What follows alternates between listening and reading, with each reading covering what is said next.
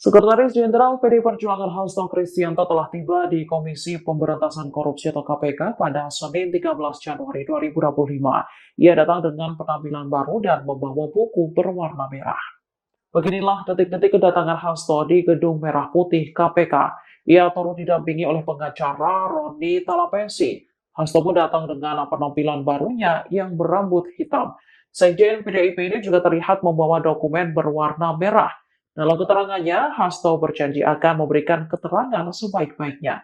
Diketahui Hasto akan diperiksa sebagai tersangka terkait kasus suap pergantian antar waktu atau PAW, anggota DPR dan perintangan penyidikan ex-kader PDIP Harun Masiku.